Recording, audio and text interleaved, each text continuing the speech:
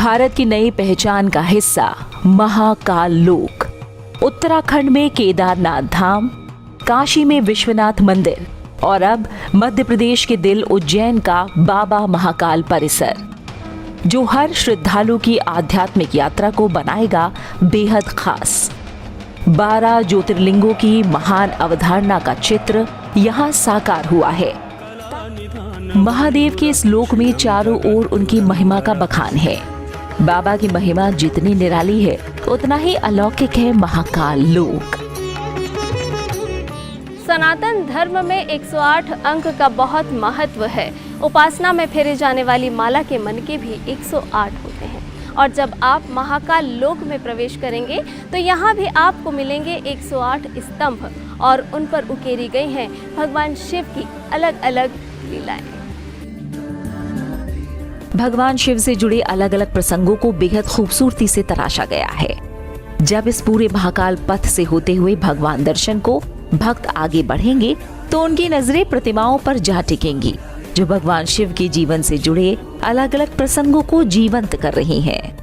ये वो दृश्य है जब दैत्य और दानव के बीच समुद्र मंथन के दौरान अमृत पाने के लिए छीना झपटी हुई थी, लेकिन जो विष निकला था उसका विनाशी महादेव ने पान किया था और कहलाए थे नीलकंठ।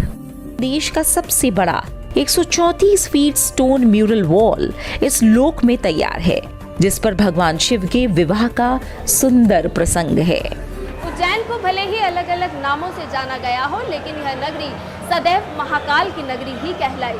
दुनिया में यह एकमात्र ऐसा ज्योतिर्लिंग है जिसकी दिशा दक्षिण है और दक्षिण दिशा मृत्यु यानी काल की दिशा मानी गई है और काल को वश में किया है बाबा महाकाल ने। उज्जैन नगर की जीवन धारा क्षिप्रा नदी, जिसे मोक्षदायिनी भी कहा जाता है, और इस क्षिप्रा नदी पर है राम घाट, जहाँ पर आकर लोग कर्म करते हैं, पिंडदान करते हैं, तर्पण करते हैं।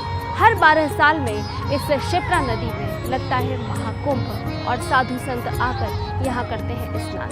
साथ ही साथ श्रद्धालु यहाँ पर कार्तिक हो या सावन क्षिप्रा नदी में डुबकी लगाकर मोक्ष की कामना करते हैं।